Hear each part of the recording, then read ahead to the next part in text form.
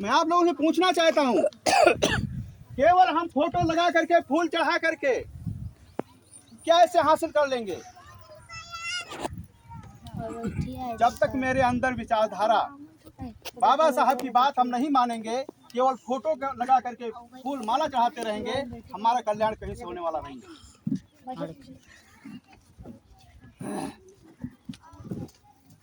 अभी ताजी खबर है, प्रयागराज में ठाकुरों ने दलित लड़के को जिंदा जला दिया।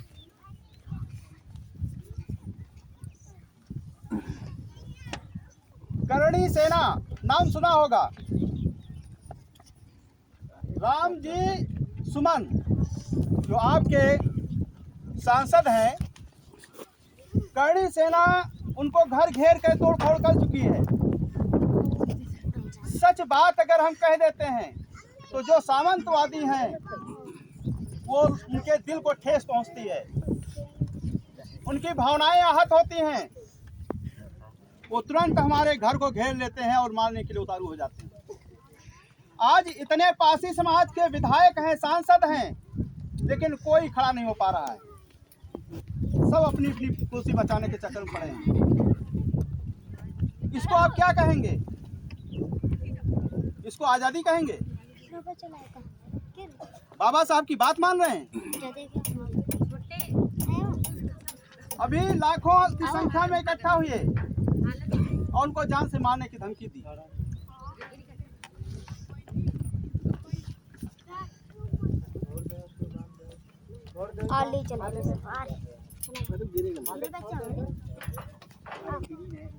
हर गांव में एक लड़के ने टी शर्ट पहन लिया बाबा साहब की, उसको जूतों से मारा गया। जब हम लोग गए तब जाके उसका समझौता करा पाया। महोली में एक पासी लड़का था, अभी जो संतोष भाई वो बात कर रहे थे ईर्ष्या की, एक पासी लड़के ने ऑटो खरीदा, एक ठाकुर ने मारा और उसने FIR कराई। FIR से जो SC ST का पैसा मिलता है, वो जब पैसा मिला तो वो ऑटो खरीद लिया। तो ठाकुरों में एक द्वेष भावना पैदा हुई कि साला ये हमारे सामने ऑटो से निकलेगा।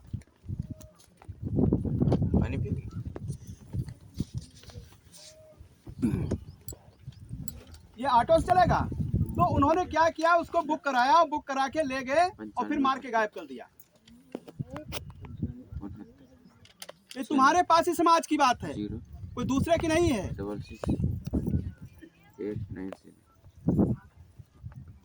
लखनऊ में एक लड़का पासी, एक टिफिन जो शहरों में चलता है उसमें नौकरी करता था। एक तिवारी जी पेट्रोल टंकी पे वहाँ पे काम कर रहे थे, तो टिफिन लेकर के वो जब लड़का गया तो जैसे उनको टिफिन पकड़ाया और तो उसने पूछा तुम किस जात के हो? कहा पासी। तो मुंह में पान भरे थे, उसी के मुंह पे थूक दिया, थूक करके फिर जूतों से उसकी पिटाई कर दी। उसमें भी जब हम लोग वहाँ पहुँचे तब जाके FIR दर्ज हुई। प्रतापगढ़ में एक पासी लड़के के ठाकुरों ने मुंह पे पेशाब किया और फिर जूते से उसको पिलाया और उसको मारा। आप कह रहे हो हम आजाद हैं?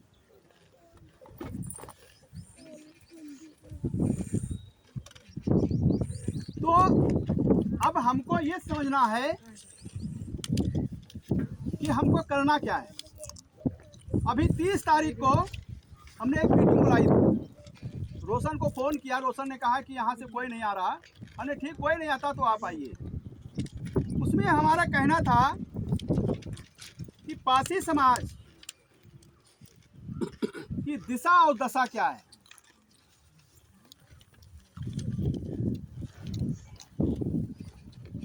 हमारे अधिकार क्या हैं। तो कुछ लोगों से हम जानने की कोशिश किए कि आप लोग चाहते क्या हैं। आप गुलामी चाहते हैं या आज़ादी चाहते हैं?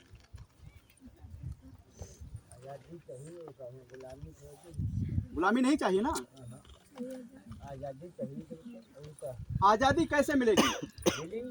अब हम खड़े होके बोलिए, नहीं थोड़ा खड़े होके बोल दीजिए। आज़ादी घर में बैठे मिली। आजादी चाहिए, कैसे? कैसे चाहिए? अब हम तो बैठिए बैठिए बैठिए। देखिए, आजादी की जो बात कर रहे हो, आजादी, जिस आजादी की हम बात कर रहे हैं, उसी के गाइडलाइन में बाबा साहब की जयंती मना रहे हैं। बाबा साहब ने कहा था कि गुलामी छोड़ो और अपना संगठन बना करके अपनी कुर्सी हासिल करो। जो बाबा साहब को हम मान रहे हैं, तो बाबा साहब की बात को माने। केवल फूल माला चढ़ा करके हम इस अपने मकसद में पूरा नहीं कर सकते हैं। इसलिए मेरे भाइयों, आज हम सभी लोग एक परिवार के हैं, एक समाज के हैं, एक वंश के हैं। इसीलिए आज मैं ये कह रहा हूँ, जो मुझे मेरे अंदर पीड़ा है वो निकल रही है। आज 20-25 साल हो गया आप लोगों के बीच घूमते घूमते, और इसी बात को मैं बार बार दोहरा रहा हूँ और एक कह रहा हूँ कि हम कहीं पे भाग के जाएं, हमको न्याय नहीं मिलेगा। हम चाहे जिस पार्टी में चले जाएं, हमको न्याय नहीं मिलेगा। जब तक आप अपना मुखिया नहीं बनाओगे, तब तक हमारे अधिकार सुरक्षित नहीं हो पाएंगे। आज ऐसी कोई विधानसभा नहीं है जहां पे 60,000, 65,000, 70,000, 80,000 निवासी नहीं है। क्या हम लोग एक जगह हैं? अगर हम निर्दलीय उसको जिता लें, निर्दलीय किसी को खड़ा कर दें XYZ और उसको वोट एक साथ दे दें, तो विधायक बन जाएगा। और जब वो निर्दलीय विधायक बन के जाएगा तो तुम्हारा काम करेगा। आज रामकिशन विधायक हैं, लेकिन उनका लीडर कौन है? योगी और मोदी। जैसा वो कहते हैं वैसा करेंगे, आप मारे जाएंगे। वो मना कर देंगे कि नहीं, वहाँ नहीं जाना है, तो आएंगे नहीं। आपके पड़ोस में छावन में जो लड़की मारी गई थी, आप लोग देख ही चुके हो। क्या इन्होंने मदद की थी? आंदोलन हुआ, घेराव हुआ, लेकिन कभी इनके मुंह से एक शब्द नहीं निकला। जब वोट लेना होगा तब आपके दरवाजे आए कि आप रिश्तेदार हो, हमारे भाई हो, तो आप हमको वोट दीजिए। ऐसे मौके पे हमको क्या चाहिए? इनको जूते का माला पहना करके गांव से बाहर तक हमको हम सम्मान से भेज दें। हमको ये डर नहीं है कि जो हम बोल रहे हैं उन तक जाएगा तो हमसे नाराज होंगे। नाराज होकर के हमारी FIR करा सकते, इससे ज़्यादा कुछ नहीं करा पाएंगे। तो साथियों, अगर हम वास्तव में चाहते हैं कि हमारे समाज का भला हो, बदलाव हो, तो हम संगठन किसी का नेतृत्व स्वीकार करें। मैं ये नहीं कहता कि हमारा नेतृत्व स्वीकार करिए, हम ये नहीं कहते, ना हम दबाव बना रहे हैं। जो आपको अच्छा लग रहा हो, आप उसके साथ खड़े होकर के, और जैसे पहले हमारे पूर्वज चौपाल लगाते थे, आज जो हम द्वेष भावना मान रहे हैं कि आज रोशन जो है ये इसलिए कर रहे हैं कि हो सकता है प्रधानी लड़ जाए, या संत राम आगे दौड़ रहे हैं, तो कहीं ऐसा तो नहीं है प्रधानी लड़ना चाहते हैं? अगर ये लड़ना चाहते हैं तो अच्छी बात है, अगर ये लड़ना चाहते हैं तो अच्छी बात है, कोई तो तैयार हो। लेकिन साथियों, हमको द्वेष भावना, आपसी द्वेष भावना नहीं रखनी चाहिए। अगर ये आगे बढ़ रहे हैं तो हमको थोड़ा धक्का लगाना चाहिए। जैसे बाबा साहब ने कहा था कि अगर हमारे 2 लड़के हैं और एक अगर बढ़ रहा है और एक पीछे खींच रहा है, तो पीछे जो खींच रहा है उसको छोड़ दीजिए, जो आगे बढ़ रहा है उसको आगे बढ़ा दीजिए। तो उसी विचार पे, जो उनकी विचारधारा थी, उसी लाइन पे हमको काम करना है। अगर एक आदमी आगे बढ़ रहा है और समाज को एकजुट कर रहा है, तो हमको उसका साथ देना चाहिए। तो साथियों, जब तक आप संगठित नहीं होंगे, एक जगह बैठेंगे नहीं, एक विचारधारा नहीं बनाएंगे, तब तक आपका कल्याण नहीं होगा। इसी तरीके से फोड़ फोड़ करके हम मारे जाएंगे और कहीं पे हमारी सुनवाई नहीं होगी।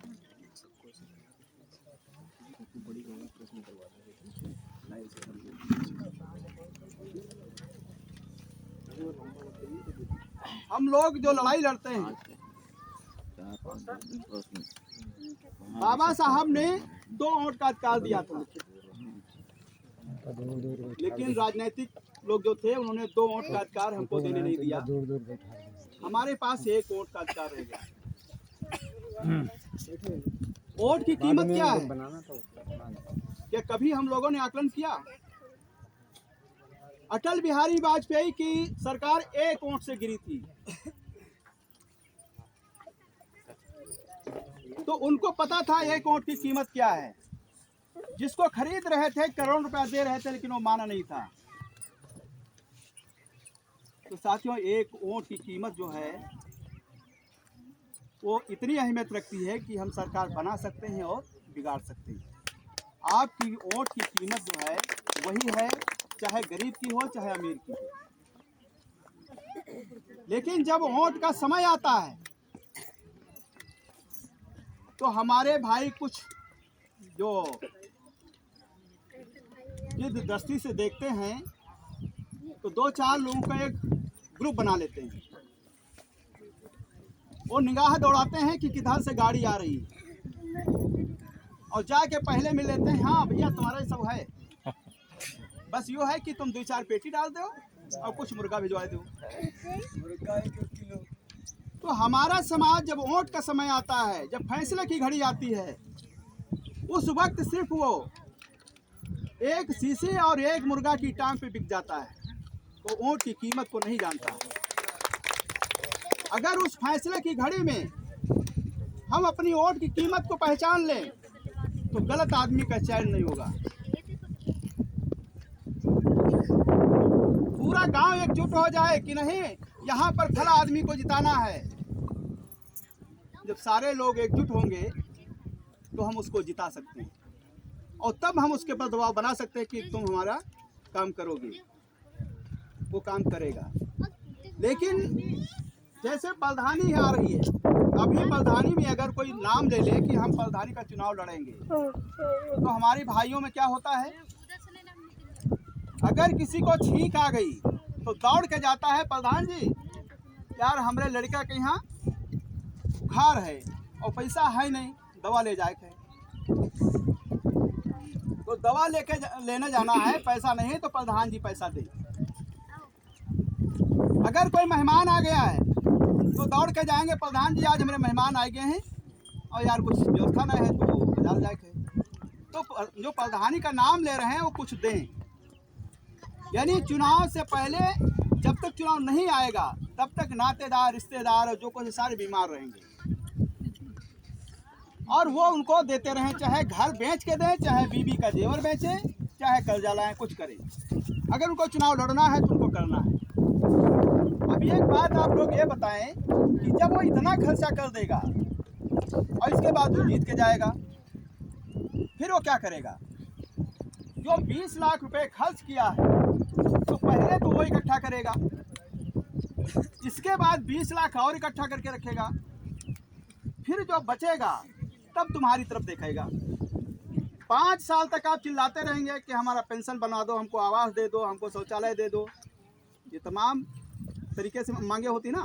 हम मांगते रहते हैं, भागते रहते हैं। प्रधान क्या कहता है, स्विच ऑफ कर लिया, कहा यार हम घर पे नहीं है, वो घर में लेटा रहता है। वो कह रहा हम लखनऊ में हैं, तो आप लखनऊ जाओगे नहीं। यानी जब उसका सारा खर्चा निकल जाता है तब जाके वो तुम्हारी तरफ मुड़ के देखता है, तब तक चुनाव फिर आ जाता है, तब वो थोड़ा बहुत काम तुम्हारा कराता है। तो इसलिए हमारा विकास नहीं हो पा रहा है, खास करके पासियों का।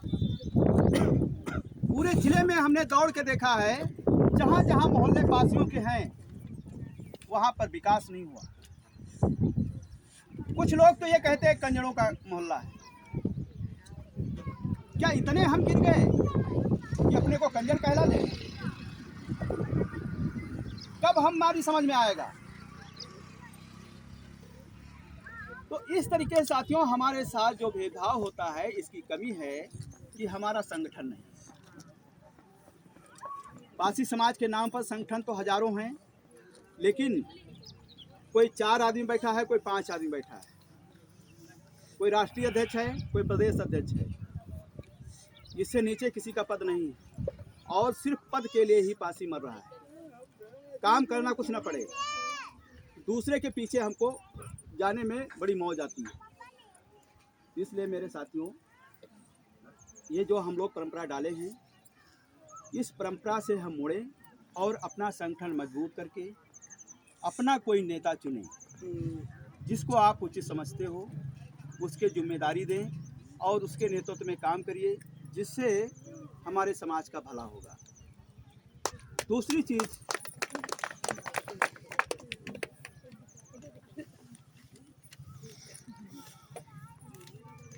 जो भाई हमारे दारू पीते हैं, हम खैर पक्की की बात नहीं करेंगे, कच्ची की बात कर रहे हैं। कच्ची शायद 20 रुपए का पौवा मिलता है।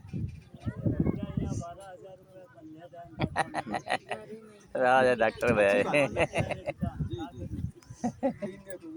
तो 20 रुपए का जो पौवा मिलता है, तो एक महीने में कितने हो गए? 600 और एक साल में 7200 हो ना। यानी हम एक साल में 7200 रुपए की दारू पी जाते हैं। ठीक है, जो 7200 की हम दारू पी जाते हैं, स्कूल में फीस कितनी पड़ती है? देहात में जो स्कूल हैं, तो हमको लगता है 200-300 रुपए फीस होगी, इससे ज्यादा नहीं होगी, है ना। यानी 300 पड़ती है, तब भी 300 रुपए हमारा बचता है। 300 बचता है तो उसका किराया भाड़ा हो जाता है। अगर 20 रुपए की हम दारू छोड़ दें और 20 रुपए अपने बच्चे पे खर्च कर दें, तो मास्टर, डॉक्टर, इंजीनियर वो बन सकता है। ये फार्मूला जो है हमारे गौतम भाइयों ने अपनाया। उन्होंने 20 रुपए खर्च किया, जो खुराफात में खर्च कर रहे थे, बीड़ी पी रहे थे और पुड़िया खा रहे थे, उन्होंने इसको कम किया। वो 20 रुपए जोड़ करके अपने बच्चे पे खर्च किया। आज उनके मास्टर, डॉक्टर, मास्टर सब बन के तैयार हो गए। तुमसे ज्यादा वो मास्टर, डॉक्टर हैं सरकारी सर्विस में। आज तुम कह रहे हो छोटी बड़ी जितनी मंच लगती हैं, सब पे कहते हो कि हमारे पूर्वज राजा थे, हम उनकी संतानें हैं, हम उनकी वंशज हैं। ये चिल्लाते हो, कथा होती उसमें बताया जाता है,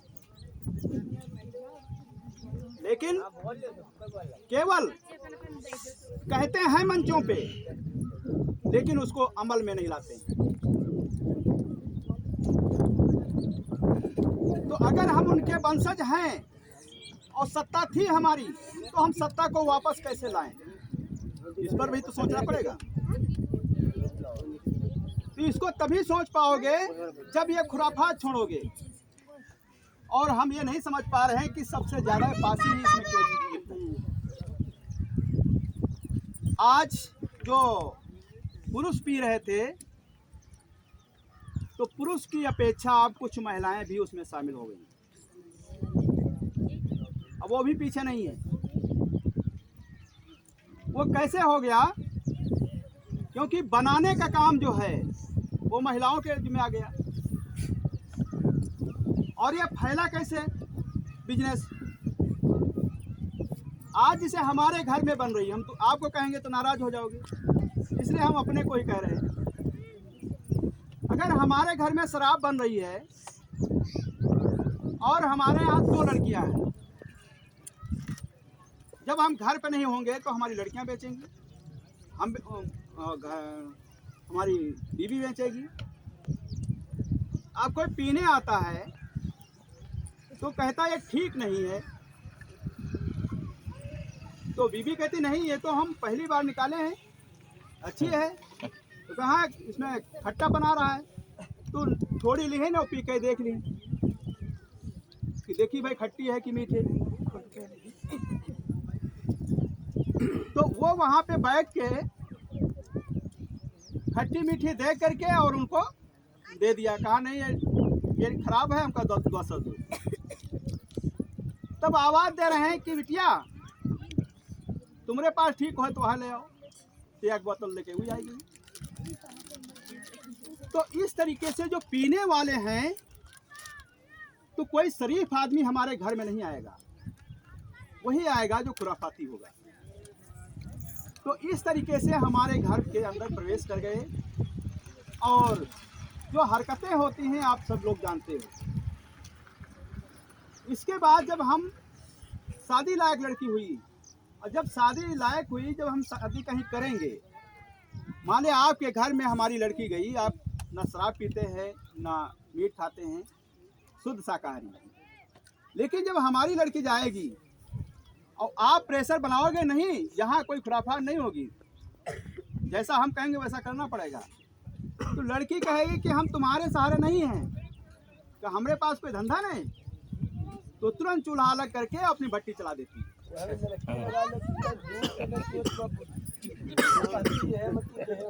तो इस तरीके से पूरे समाज में रोग फैल गया, ये कोई सिखाने नहीं गया। तो मैं माताओं बहनों से कहूँगा कि अगर कोई हमारे आसपास में, हमारी नाते रिश्तेदारी में अगर कोई ऐसा काम करता है, और आप लोग भी इस पर थोड़ा ब्रेक लगाएं और बच्चों को पढ़ाने पे जोर दें। ये मत समझिए कि इसको नौकरी नहीं मिल रही है, नौकरी नहीं मिलती है, लेकिन अगर पढ़ लिख जाएगा तो बिजनेस कोई करेगा तो ठीक से करेगा। कोई कहीं से कागज़ आता है, चिट्ठी छपाती आती है, तो कम से कम वो पढ़ लेगा। अगर कोई गुप्त कागज़ आ रहा है, बताने वाला नहीं है, तो कम से कम अपने घर में वो पढ़ करके देख लेगा, कोई दूसरा नहीं जान पाएगा। इसलिए हम लोगों को शिक्षा पे ध्यान देना है, शिक्षा पे जोर दे करके अपने बच्चों को पढ़ाना है, तभी हमारे समाज का उद्धार होगा, तभी कल्याण होगा। साथियों,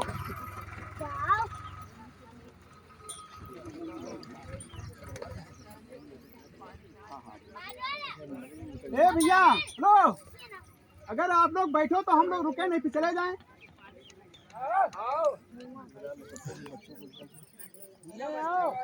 ये अगर बैठना हो तब तो हम लोग रुके, तो भाग भाग आ जा रही या आप लोग बोलो तो हम सुने। ये सब बीच में भाग कहाँ जा रहे हैं? अरे सब ऐसे होती इधर एक जागरूक चलाया है, हिंदू और मुस्लिम, अब गड्डी ला दो, भैंस इसको समझ लीजिए। हाँ तब और आज हिंदू और मुस्लिम सोते जागते हिंदू मुस्लिम करा रहा है। जो हिंदू मुस्लिम हो रहा है, तो हमारे अंदर एक नफरत पैदा कर रहे हैं कि मुस्लिम हैं, हम हिंदू हैं। लेकिन हम हिंदू हैं तो कौन हिंदू हैं भाई? अगर हम हिंदू होते तो हमारा मंदिर में जाने से उनको अपवित्र क्यों हो जाता है? तो वहाँ हमको नहीं जाने दिया जाता। तो अगर मुस्लिम कहीं पे, आज से नहीं पुराना इतिहास उठा के देखिए, कभी कोई विरोध हमारा मुस्लिमों ने नहीं किया। जब भी विरोध किया तो सामंतवादियों ने किया। आज भी जो है, अभी टारगेट बनाया मुस्लिम को और मारे जा रहे हैं। फांसी इसलिए मारा जा रहा है क्योंकि ये कोई ऊंचा नीचा नहीं देखता है। अगर कोई खड़ा हो जाए और गाली दे दे तो सारे लोग एक हो जाएंगे। जो बच्चे नंगे नंगे खड़े हैं उनके हाथ में भी डंडा आ जाएगा। तो जो सामंतवादी है वो ये समझता है कि फांसी जिस दिन खड़ा हो जाएगा उस दिन हमको रास्ता नहीं मिलेगा, इसलिए वो हिंदू मुस्लिम कराने पे लगे हैं कि तुम लोग नफरत करना शुरू कर दो, जिससे हमारा हिंदुत्व जो है वो ठीक से चलने लगे। आज जितनी महिलाएं हमारी हैं और जो अशिक्षित लोग हैं, तो आज भी हम देख रहे हैं कि सड़कों पे लाइन लगा करके वो लेटे लेटे जाती हैं। आज इधर कसरेला के पास एक जिंद बाबा पढ़ते हैं, मेला चल रहा है, तो सुबह सुबह निकले तो देखा वहाँ पे 10-20 महिलाएं लेटे लेटे जा रही थी। अब उनको ये ज्ञान नहीं है कि हम लेटे लेटे जा रहे हैं, जो सड़क पे गंदगी पड़ी है, इससे अगर इन्फेक्शन हो गया तो फिर हमारा तो इलाज कोई करा नहीं पाएगा। ना इतना पैसा है जो हमको कहीं भर्ती कराया जाएगा, लेकिन उनको ये आस्था है कि नहीं हम वहाँ जाएंगे तो हमारा भला हो जाएगा। तो इस पर भगवान जो है, तो मैं उन भगवानों पे थोड़ा बताना चाहूँगा।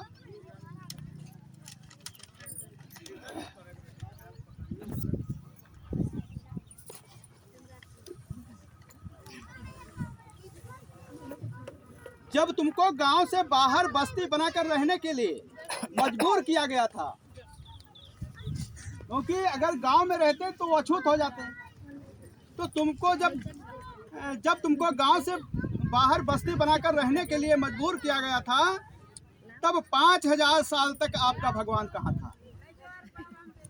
क्या तब भगवान नहीं थे? जब आपको 5000 साल तक शिक्षा से वंचित रखा गया, तब आपका भगवान कहाँ था? संत राम जी, इसको समझिए कि जब हमको शिक्षा से वंचित रखा गया 5000 साल तक, तब ये भगवान कहाँ थे? जब 5000 साल तक आपको संपत्ति रखने का अधिकार नहीं था, तब आपका भगवान कहाँ था? जब आपको गले में हांडी लटकाकर चलने के लिए मजबूर किया गया, तब 5000 साल तक आपका भगवान कहाँ सोया हुआ था? जब 5000 साल तक आपको पीछे झाड़ू बांध कर चलने के लिए मजबूर किया गया, तब आपका भगवान कहाँ था? जब आपके प्राणों पर कुत्ते बिल्ली मेढक के प्राणों के बराबर समझा जाता था, तब 5000 साल तक आपका भगवान कहाँ था? जब आपको सुबह शाम चलने पर प्रतिबंध था, सिर्फ दोपहर को कोई थाली वगैरह बजाते हुए चलने दिया जाता था, तब आपका भगवान कहाँ था? यानी आपको सुबह शाम चलने पर भी प्रतिबंध था।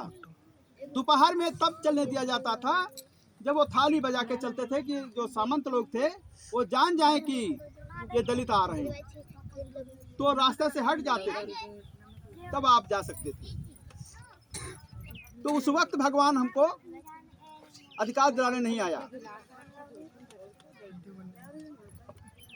जिस पानी में कुत्ते बिल्ली मलमूत्र विसर्जित करते रहते थे, उसी पानी को आपको पीने नहीं दिया जाता था, तब आपका भगवान कहाँ था? जब आपकी बहू बेटियों को किसी जानवर की तरह कोई भी ले जा सकता था, तब आपका भगवान कहाँ था? जब आपको सिर्फ काम करने के लिए बंधुआ मजदूर की तरह प्रयोग किया जाता था, तब आपका भगवान कहाँ था? जब आपको मंदिर में नहीं घुसने दिया जाता था, तब आपका भगवान कहाँ था?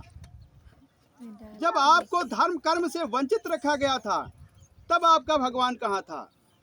जब आपके छूने से ही लोग अपवित्र हो जाते थे, तब आपका भगवान कहाँ था? जब कोई तुम्हारी बीमारी का इलाज तुम्हारी जात की वजह से करने से इनकार कर देता था और तुम इलाज के अभाव में तड़प तड़प कर दम तोड़ देते थे, तब तुम्हारा भगवान कहाँ था? जब पानी के अभाव में तुम प्यासे ही तड़प तड़प कर दम तोड़ देते थे, तब तुम्हारा भगवान कहाँ था? तो साथियों, इन सब मुसीबतों से जब हम झेल रहे थे तो भगवान हमारी मदद करने नहीं आया। आज जब हमारे यहाँ कथा भागवत होती है तो पंडे पुजारी ये कहते हैं कि जो कुछ है सब भगवान भरोसे। आप जो कुछ है बीवी बच्चों को संपत्ति को सब भगवान भरोसे छोड़ दीजिए, आप चाहे जहाँ चले जाओ, भगवान तुम्हारी रक्षा करता है। यही कहते हैं ना। जब ये कहते हैं हम उनके कहने से सारे काम कर रहे हैं, और तुम जहाँ बैठे हो जिस मंदिर में, उसमें तो साक्षात भगवान बैठे हैं। और इसके बाद जब तुम्हारे पेशाब लगती है, जब बाहर जाते हो तो मंदिर में ताला लगा देते हो। इसका मतलब ये हुआ कि हमको तो भगवान पे भरोसा है, लेकिन तुमको भगवान पे भरोसा नहीं है। उनकी बात हम मान रहे हैं। साथियों, इन सब बातों को समझने की जरूरत है। और भाग्य और भगवान जो हम डर रहे हैं, इन सब के पीछे एक डर है। भाग्य, भगवान, स्वर्ग, नर्क, इन सब से हम डरते हैं। हम लोग जो भी काम करते हैं, जो हमको बताने आते हैं, वो ये कहते हैं कि परलोक सुधार लो और अगला जन्म सुधार लो। इस जन्म की कोई बात नहीं करता है। आज हम जिंदा हैं तो कैसे हमको खाना मिलेगा, कैसे पानी मिलेगा, कैसे हम आगे बढ़ें, ये कोई बताने नहीं आता है। यानी परलोक और अगला जन्म। जो मरा है क्या दोबारा आया है बताने? कोई नहीं आया ना। तो जब जो मरा है तो बताने घूम के नहीं आया है, और जो आया है तो वो भी कुछ नहीं पिछला बता पा रहा है। तो जब कोई कुछ बता नहीं पा रहा तो ये स्वर्ग नर्क ये आया कहाँ से, किसने बताया? तो अब हम लोग पढ़ लिख गए हैं, बाबा साहब की देन है, जिनकी वजह से हम लोग पढ़े लिखे आज इस लायक हुए कि यहाँ पर एक मंच बना करके हम बोल रहे हैं। ये सब बाबा साहब की देन है, और इन्हीं की वजह से आज जो ताकत मिली है वो ताकत है। अगर जो सिस्टम सरकार चला रही है हिंदू मुस्लिम हिंदुत्व का, तो वो अगर वो लागू कर पाए तो हम लोग जो पहले झेल रहे थे वही फिर शुरू हो जाएगा और हम लोग गुलाम हो जाएंगे। इसलिए हमने जो 30 तारीख की मीटिंग बुलाई थी तो उसमें हमने पूछा था कि हमको करना क्या है। जैसे भैया ने कहा हमको आज़ादी चाहिए, तो हमने लिखा था एक तो आज़ादी चाहिए या गुलामी। तो आज़ादी में ये है कि हम अपनी पार्टी स्वयं बनाएं, या जो हमारे समाज की बनी है हम उसी में सारे लोग घुस जाएं, या फिर निर्दलीय प्रत्याशी लड़ा करके हम अपना विधायक बनाएं। तो हम आज़ाद रूप से अपना काम कर सकते हैं, अपने अधिकार ले सकते हैं। अगर हम गुलामी चाहते हैं तो गुलामी की लाइन में कांग्रेस है, बसपा है, सपा है, भाजपा है, लोकदल है, भीम आर्मी है, अन्य पार्टी है, इस तरीके से। अब इन पार्टियों में हमको समझना है। जैसे कांग्रेस है तो कांग्रेस 1980 में एक बार हमको मौका दिया। धर्मवीर पासी जैसे आज हम लोग गांव-गांव घूम रहे हैं, इसी तरीके से धर्मवीर पासी 1980 में ये पूरा संगठन चलाते थे और कांग्रेस के प्रदेश अध्यक्ष बनाए गए। इनके नेतृत्व में जब चुनाव लड़ा गया तो 34 पासियों को लड़ाया, जिसमें 31 पासी जीत के गए और पूर्ण बहुमत की सरकार बनी। जब पूर्ण बहुमत की सरकार बनी तो इंदिरा गांधी ने ऐलान कर दिया कि धर्मवीर पासी को उत्तर प्रदेश का मुख्यमंत्री बना दिया जाए। जैसे ये वहाँ से आदेश आया, हम लोग गांव मोहल्लों गली में ढोल नगाड़े बजाने लगे कि कल हमारा भाई मुख्यमंत्री बन जाएगा। लेकिन इसमें ब्राह्मणों की चाल थी, वो जानते थे कि पासी को हम नहीं तोड़ पाएंगे। तो गौतम भाई को आगे किया और पीछे से हल्ला मचाना शुरू किया, बड़ा आंदोलन किया, जिसकी वजह से इंदिरा गांधी ने धर्मवीर पासी को लोक कल्याण मंत्री बना करके दिल्ली वापस बुला लिया और यहाँ पर नारायण दत्त तिवारी को मुख्यमंत्री बना दिया। जनेवा भाषण दे रहे थे, वहाँ अटैक हुआ, एक्सपायर हो गए, पासी नेतृत्व विहीन हो गया। उसके बाद बसपा आ गई। काशीराम गली मोहल्ले में जा करके एक आंदोलन चलाया और उस वक्त सामंतशाही जो थी वो चरम पर थी। तो हम लोग उससे मुक्ति पाने के लिए हम बसपा की लाइन में चले गए। बसपा को वोट तो हमारे लोगों ने कम दिया, लेकिन जहाँ पर लड़ाई हुई वहाँ पर पासी आगे खड़ा हुआ। जहाँ गोली लगी, जेल गए, वो पासी गए। लेकिन उसकी आड़ में हमारे गौतम भाइयों ने वोट करके और सत्ता पे अपना मुख्यमंत्री बना दिया। इस तरीके से वहाँ पर उनका साथ दे करके हमने उनका मुख्यमंत्री बनवा दिया। इसी तरीके से जब बसपा से हम लोग वापस हुए तो सपा में चले गए। सपा को भी हमने मौका दिया और उन्हें मुख्यमंत्री बनाया, लेकिन उन्होंने भी हमारे साथ अन्याय किया। भाजपा चली रही है तो आप देख ही रहे हो भाजपा में किस तरीके से हमारा हनन हो रहा है। ना कोई हमारा भाई सुरक्षित है, ना हमारी बहनें सुरक्षित हैं।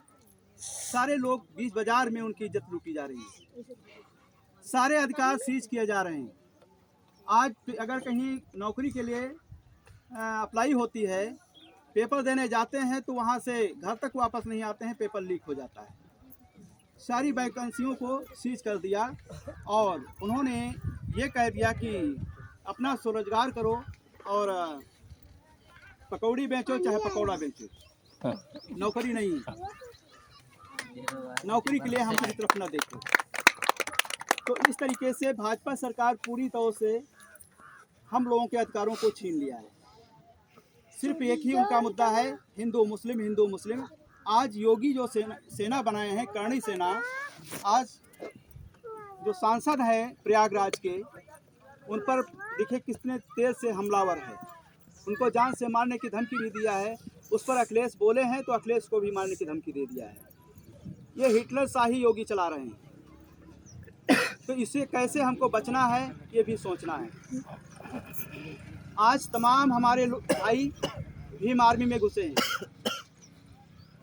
लेकिन इस गुलामी में जो हम लोग घुस रहे हैं उससे हमारा कल्याण होने वाला नहीं है। हाँ, अगर इस गुलामी की लाइन में हम देखें तो कांग्रेस ने कुछ पार्टियों के लिए किया था, यानी पूरे दलित समाज के लिए जमींदारी प्रथा खत्म करके उन्होंने 10-10 बीघे का पट्टा दिया था। जो 10-10 बीघे का पट्टा दिया था उसको भाजपा सरकार ने ख़त्म करके वो भी अपने अंडर में ले लिया है। तमाम पट्टे सब खारिज हो गए। 1970 के जितने पट्टे थे सब खारिज हो गए। और उस वक्त जो शिक्षा थी वहाँ भेदभाव नहीं था, स्कॉलरशिप जो थी वो हमारे दलित भाइयों को मिलती थी। इधर ये जो भाजपा सरकार आई है इसने ख़त्म कर दिया। तो उसकी सरकार में दलितों को पढ़ने का अवसर मिला और जो पुराने लोग हैं जो कक्षा 8 पास थे वो सब बुला करके सर्विस में भरे गए थे।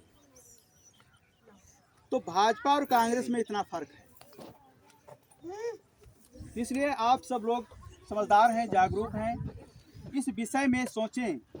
अगर हमको गुलामी करनी है तो कहाँ पे जाना है, किस पार्टी में घुसना है, तो सारे लोग बताओ तो वहाँ पे हम लोग चले। अगर हमको आज़ादी चाहिए तो हमको या तो अपनी पार्टी बनाओ या फिर सब लोग एकजुट हो तो अपना एक नेता चुन करके और उसकी भी मदद की जाए। जब ये करोगे तब बाबा साहब का सपना पूरा होगा, अन्यथा हम लोग इनके सपने को पूरा नहीं कर पाएंगे। बस इसी तरीके से हम गुलामी में आज यहाँ कल वहाँ भटकते घूमते रहेंगे। साथियों, बस इतना ही आप लोगों से कहना था। आज इस सूरजपुर की पावन धरती पर आप लोगों ने बुलाया और खास करके रोशन लाल ने कहा कि नहीं सर जी आपको आना है, जबकि सीतापुर कार्यक्रम लगा था उसको कैंसिल करके 3 बजे से किया था। हमने कहा आपके वहाँ चलना ज़रूर है भाई। तो इनके माध्यम से आप सब लोगों के दर्शन करने का मौका मिला। बहुत बहुत धन्यवाद भाई सब लोगों का, आप लोगों ने जो सम्मान किया। नमो बुद्धाय, जय भीम, जय सीतापासी। बाबा साहब, बाबा साहब, बाबा साहब, महाराजा सीतापासी, महाराजा सीतापासी।